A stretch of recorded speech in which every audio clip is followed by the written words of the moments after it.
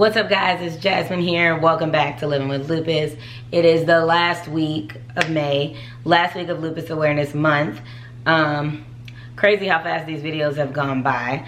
But today I have for you guys a story time, and I'm going to be talking about my most traumatic, dramatic, chaotic, crime scene, severe lupus flare. And I just call it the 2011 flare. So let's set the scene first. It's 2011.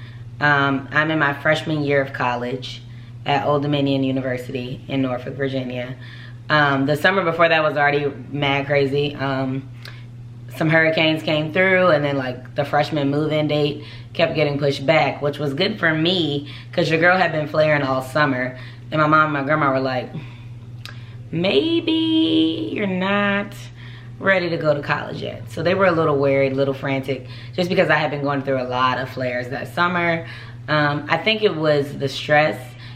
And I say all the time, like, people tell me like, oh, you might be stressed out, you might be stressed. And I'm like, physically or mentally, I don't feel stressed. But physically, my body is like, hey sis, calm it down. I had some wild stuff going on that whole summer before, and the move-in date kept getting pushed back. So I kind of had time to heal up before I moved into college. Finally moved in, and when I moved in, we found out that they had placed me in the quads, which were like the newer dorms. They didn't place me in the freshman dorms. They placed me in a handicapped dorm room, which basically it just had its own bathroom. Like, it had its own like bathroom area, like separate from. It was weird. It was weird. It had like a, oh, that's what it had. It had like a roll-in shower. It was some weird type of setup. I don't know how I got it. I did not mention that I had lupus before I started college. So I really don't know how that came into play. But anyways, that's where I was placed. And then on move-in day, my roommate, we all got there at the same time. We all moved in, whoop-de-whoop. Our parents left, and she's like, my boyfriend just bought a place. So if my parents call this phone, can you just answer and tell them that I'm at such and such place, but I'm really gonna be living with my boyfriend this year. So that was it. So now I have this whole big room to myself with a bathroom, and it's like newer dorms. So it was like fly dorms, like real modern looking, well, more modern than the freshman dorms. Fast forward to, I wanna say it was like November of 2011. I was taking a medication called Celcept for my lupus. And I want to say it was an immunosuppressant, but I'm not really sure. I actually looked it up on the lupus.org website recently when I was doing the What is Lupus episode, and they didn't mention Celcept, like, at all. And I was like, Anyways, I was always real dramatic with the Celcept, refusing to take it, flushing them down the toilet. And those I was taking, at one point I was taking like 6 of them in the morning, 6 of them at night, and they always made me feel bad. And I was always telling my doctor, these make me feel bad, I don't like these pills. But they were like, no, there's no way that these are giving you any trouble, you know, there's those side effects don't match, you know, what we found. But I'm like, I'm not, you didn't test me, you didn't run a trial on me to see what the side effects of this medicine was. So I'm telling you, like, I don't like taking them. So there were times I was just like not taking them, and then I would get like really bad lupus flares, and so I started taking them again because I was like, oh, maybe I need to take them. But then they would also make me feel bad. One Friday I got this really bad headache, and I was taking ibuprofen and stuff, and it would just not go away. And I was like, bruh, like, my head is hurting. So I was taking pills, and I kind of hinted to my mom, like, yo, I've had a headache since this morning. That day went by, the headache was still there, lingering. Saturday came, it was still there, lingering.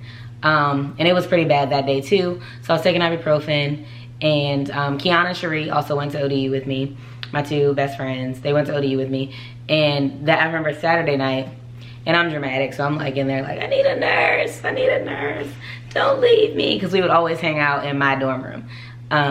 And we had pizza and everything, we're chilling. And I was like, I need a nurse, don't leave me here, I need a nurse. But they ended up leaving that night.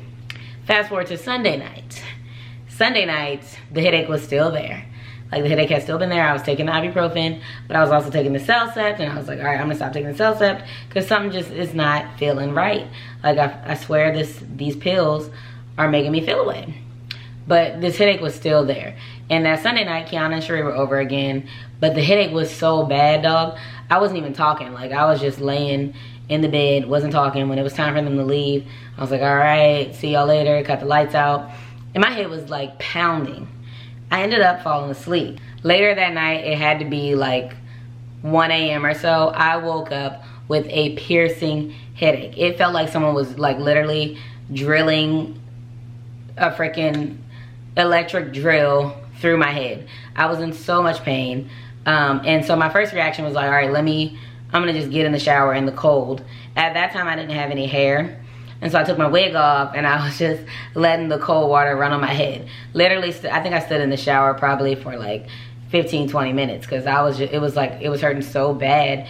And I was also like starting to go into a panic because my head was hurting, and I just couldn't take it. Like my head was just like boom, boom, boom, boom, boom. And so I did the shower, got out of the shower, and put on one of my dad's military shirts. My dad was in the Army, and I used to have his shirts that I cut the sleeves out of and I would wear. So I got out of the shower, as soon as I got out of the shower, my head starts hurting again. So I put the shirt on and I literally just laid on the bed. Woke up again, maybe like an hour later with the same excruciating, piercing headache. And this time, hold up, sidebar. If you went to ODU in 2011 and you stayed in the quads, specifically in England House, we have beef. We have beef, and I'm gonna tell you why. So I woke up with this piercing headache again, and I just started screaming to the top of my lungs for help because the feeling I had, y'all, like I knew in my head, I was like, this is it. Like I was literally, I'm like, I think I'm about to die. Like in my head, that's how I was feeling. So I'm screaming to the top of my lungs, screaming for help, screaming for someone to call my mom. I just keep screaming and screaming. No one is reacting. I'm like banging on the wall, screaming. And I know people in the dorm heard me. Now for me, if I'm in my dorm and I hear a female screaming at that for help, I'm gonna do something. I mean, I might not know what to do, but I'm gonna do something. Nobody did nothing. As I'm sitting there screaming, this little voice in my head is like, call your mom. My mom, I told you guys before, we have like a very deep spiritual bond, and I know whenever I'm feeling bad or like anxious or I start to get worked up, I can call her. Just hearing her voice soothes me, her praying for me, or if she's around me, touching, like I can touch my mom's arm and it calms me down. Like I can just touch her and it calms me down. So I was like, all right, I'm gonna call my mom. This voice in my head was like, call your mom, call your mom. So I call my mom and I'm on the phone with her and I'm like, I need you to pray for me. Something wild is going on. I was like, I can't even talk right now. Like it hurts so bad. Mind you, it's like, it had to be like 3, 4 in the morning. My mom's already answering frantic because she's probably like, what the heck is going on? And so she starts praying. And that's where I don't remember anything else. And all of a sudden I hear this ruffling sound in the background. Like, I don't know, sound like papers were shuffling and something like that. And I asked what was going on, and she's kind of out of it. But I'm not aware that she's out of it right now. She comes back around and she's like, I don't know what that was. The phone gets disconnected. I'm thinking that, I don't know, we lost connection, bad reception or something. 10 minutes later, I'm trying to call back. She finally picks up again, but clearly she's disoriented. And then we talk for a little bit, and that same crazy ruffling sound is heard again, and all of a sudden there's nothing, silence on the phone. I hang up. I'm trying to call back. I'm trying to call back for an hour and no answer. Nobody I can get in contact with. So I'm panicking and praying all at the same time. End up calling the school police office or whatever you call it. Called there and had somebody to go to her room. They gave me all this runaround about, ma'am, we can't go in a room. Sir, listen. My daughter is in a room and she's not answering the phone and something is clearly wrong. So he's like, well, we have to have certain permission, and does she have a roommate? Listen, I'm gonna say this one more time, sir. I am 2.5 hours away. Somebody needs to tear that door down and find out what's going on. And so they finally went over there, and I guess they used the key or whatever, and they got in the room. And they didn't get there until like 8 a.m. Mind you, I had called her at like probably like 3, 4 in the morning. And I don't remember talking to her again. I don't remember even talking to her in between these times. Right. And so when they get there, they call back, and mind you, I'm 2.5 hours away. And they're saying, they're asking me questions like, does she have a roommate? When was the last time that you talked to the roommate? And just going on, has anybody been in the room? What is going on? And they're like, you know, we don't want to say over the phone, but she's gonna need some medical help. Luckily, I had my prayer partner's mom lived close by, and so she called her mom to have her mom to go over to check on Jazz while I made my way there so I could have some type of peace of mind. Long story short, they found her in the floor with her head split. When she fell, she must have hit her head on something that was in the room. So it was blood everywhere, and she's half dressed, and so they didn't know if somebody broke in and did something to her or drugged her or what. Nobody knew what was going on at this time. Neither did I, because she had never had this type of episode before. From my side of the phone conversation, I just remember her starting to pray, and then I woke up again and it was light outside, and I just kept hearing this loud like boom, boom, boom, boom, boom, boom, boom, boom, boom, boom. The door is like going crazy. And I go around the corner, get out of the bed, and I'm feeling a little weird, groggy, or whatever. So I get out of the bed, I walk over to the door, and these people are banging so hard on the door that it's like bouncing in. And then like literally right when I open it, the whole door just like bust open. And there's like cops, paramedics, there's all these RAs, there's all these other people in like little ODU shirts and stuff. And then they're like, who did this? What happened? Where's your roommate? We need to bring her in for questioning, blah, blah, blah. And I'm just at the door, like, in a daze, looking all around. I'm probably wide-eyed, looking like a deer caught in headlights, the way I was looking. I'm, like, wide-eyed, looking all around.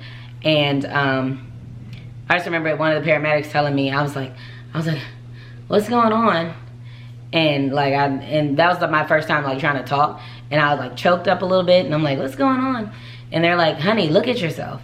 And I turned to the mirror, dog, like, because my dorm room door was like right here, and then the mirror was right here.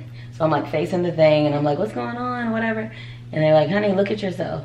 And I like slowly turned to face the mirror, and dog, as soon as I looked into the mirror, I was like freaking out. I was completely bald. There was this huge gash in my head with like blood running down my face. There was blood coming out of my mouth. I'm looking around on the floor. There's like bloody footprints. There's blood streaks on the wall with hands.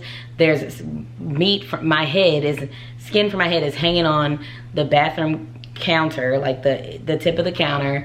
There's vomit everywhere. There's like little streaks of blood leading to my bed. I'm bloody. There's blood all over me. And at this point, I'm like, what the hell did happen to me? So I start going into a panic. And then I remember there was one female paramedic there who looked out for me. She had my back the whole time. She was like, have you lost your mind? Like, why would you say that to her? Get her on the bed. So they took me to the bed, my bed.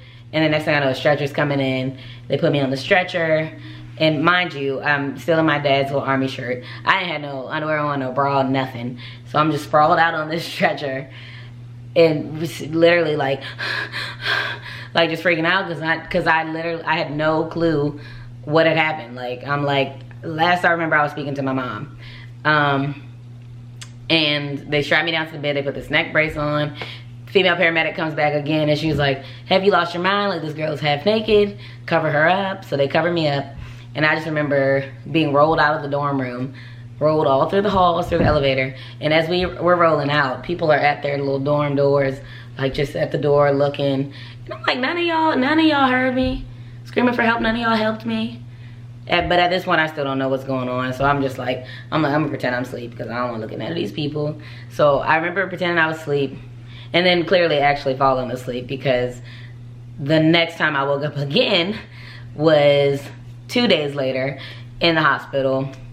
I remember waking up, and that's why I tell y'all I'm always playing around, because I woke up, slowly like open my eyes, and I see Kiana and Cherie and my other friend Kavan, and I see some of my guy friends, and like I open my eyes and I'm like, knew I was in the hospital, and I started looking, I look over, once I open my eyes fully, see them over there, I was just like slowly reaching up to my head, because I'm in my head knowing like I wear wigs. None of them besides Kiana, Cherie, and Kavan have seen me without a wig.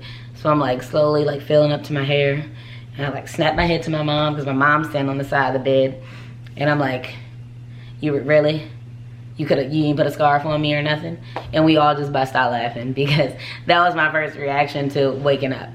I finally make it there. My prayer partner's mom and her husband are there the entire time until I get there. At the hospital? At the hospital, because she's at the hospital now. And my prayer partner's mom is like, it's bad. You know, I don't want to say, but it's bad. Like, she's bleeding, her head is split. And yeah. So once I get to the hospital, she's laying in the bed, and immediately as she sees me, the enemy, because that's what that was, throws her into another seizure. Like, she goes completely into seizure form, eyes roll back, she's foaming out the mouth as she's reaching for me, and I panic at that moment. She's acting up. I panicked at that moment. My dad has epilepsy, so I see that all the time, but I'd never seen my daughter have that. And so the fear of all of that just came over me. And then I finally came to myself, and I'm like, oh, nah, I know what's going on. And I just went to war in prayer. I'm talking about went to war. Immediately, I started saying what was not going to be, what was not going to happen. Like, this courage just came up on the inside of me. And immediately, seizure stopped completely. She was calm. Went back to her normal self, of course, a little out of it from that attack, but calm, and no more seizures since then. Because I'll touch a medicine and tell it what you're going to do, and research it and tell it what it's going to do and what you're not going to do. Not in this body you won't. And so. Well, back in the day, she used to take my pills from me before I took them and do like a full 10-minute prayer over them, and I used to be dramatic about it, but absolutely, looking back, it was probably what needed to be done. Absolutely. Well, it was what needed to be done. Absolutely. We got authority in what we say, and the God that I serve, that entrusted me to take care of these two girls that he gave to me, he's given me authority to walk in. And so I would research those medicines. That's why I would be grabbing bags and writing out everything. I would research medicines and go and see what the side effects were, so I'll know how to target my prayers against it and cause them to do what they need to do versus the side effects that they said that they would do. I write down doctors and nurses' names. I'll look them up, research them, and ask, how do I intercede for them? Is this the doctor for her? Is it not the doctor for her? Who do I need to put out the room? Who do I need to tell you ain't coming in here with that type of language? So that's the kind of mom I am. Okay, so according to doctors, I had seizures from the point that I called my mom until like 8 in the morning. I had anywhere between 5 to 7 seizures in the room. And they basically said, like, we don't know how you're alive. And so the blood everywhere and all the different things, I had gotten up from what they could, to their knowledge, from what they could, I guess, assess from looking at the scene. I had gotten up, had a seizure, came back out of the bathroom. At one point they thought that I fell coming out of the bathroom, or maybe had another seizure while I was trying to get out of the bathroom, and ended up like hooking my head on the bathroom counter. They said that I got up, they believe that I probably got up to go throw up, like trying to make it to the toilet, because there was vomit all over the bathroom floor. They said the blood was probably me trying to like balance myself. I have no recollection of any of it. Like, honestly, when I tell you, I feel like it was just, I have no recollection. Like, I just woke up. So, in all this, I was in the hospital for probably about a week there. And then we ended up being transferred to Children's National in DC, which is the hospital that I had already been going to for my lupus treatment. My mom told them, she's not staying here anymore. Y'all don't know what y'all doing, because they didn't. They had me on epilepsy medication, blood pressure medication.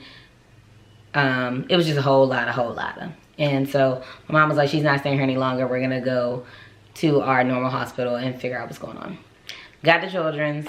They put me in neurology ICU, and I had a whole lot going on there. Like, I remember they had to do all this testing, and I was still having the headaches. And when the headache would come, I would go into like this extreme panic. They did some type of test where my bladder had to be completely full. And was it kidney testing? Some kind of testing. My bladder had to be completely full. And I'm telling them, like, all right, once the bladder gets full, y'all got to do the testing quick, because if I start freaking out from trying to hold my pee in, it's going to tick off whatever's going on in my head, and I'm going to, like, freak out. So they go to do the test. They're late for the test. So by the time she got there, I'm literally, like, fighting to hold the pee in. And so she's like, you ready? And I was like, no. Like, I don't think it's going to work. And they're like, well, you already did the bladder. We really want to get this test. Like, you already filled your bladder. We want to take this test. And so we went on in there. And literally within like 2 minutes, I'm screaming to the top of my lungs.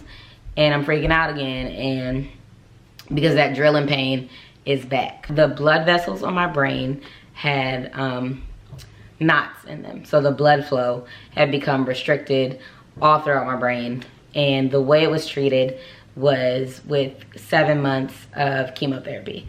So I spent all this long time in the neurology department, or neurology ICU. I spent a long time in there. It had to be like 3 weeks or so. My mom was, of course, right there by my side. They were giving me all types of stuff for pain, mostly, while they were doing all these tests to figure out what was going on. And then that's how they got to the conclusion of chemotherapy.